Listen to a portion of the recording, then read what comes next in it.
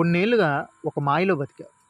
TV, games, ఫ్రెండ్స్‌తో chit chat అసలు ఒక్క నిమిషం కూడా ఖాళీగా ఉండకుండా నా బుర్ర, నా బుద్ధి ఏదో ఒక టైం పాస్ కోరుకున్నది. ఇదే సరైన దారి, ఖాళీగా ఉంటే చెడిపోతాం అనుకునేవాడిని. కానీ మన బుర్ర ఒక రకమైన వ్యసనానికి గురి అవుతుందని గ్రహించలేకపోయారు.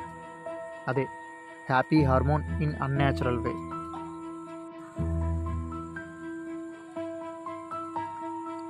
పనిలోనో, ఫలితంలోనో పొందే ఆనందం వల్ల విడుదలయ్యే హార్మోన్.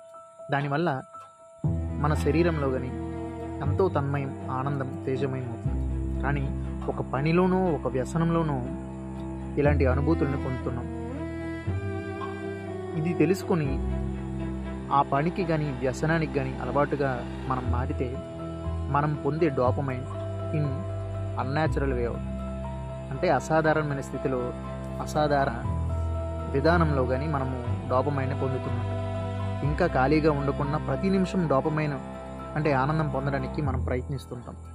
దానికి సాధనాలుగా ఇప్పుడు ఉన్న social media, reels, porn, VR sex, masturbation, movies, cricket, alcohol, cigarette, ఇవేంటి ఇంకా చాలా ఉన్నాయి. ఉదాహరణకు ఒక అబ్బాయి క్రికెట్ చూస్తూ, బిర్యానీ తింటూ, థమ్స్అప్ డ్రింక్ తాగుతూ, ఫ్రెండ్స్తో చిట్ చాట్ చేస్తూ ఉన్నాడు.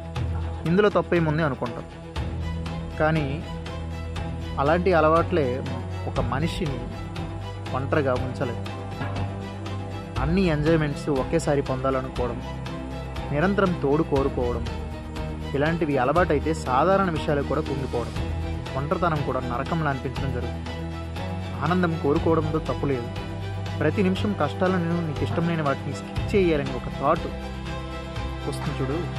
ఇలా అడ్డమైన దారిలో డోపమైన్ పొందాలని చూస్తున్నా, ఇదే గనక కొనసాగితే ఎన్ని ప్రయత్నాలు చేసినా జీవితం బోరుగా అనిపిస్తుంది, ఇంట్రెస్టింగ్గా ఉండదు, హోప్ ఉండదు. Thank you for watching.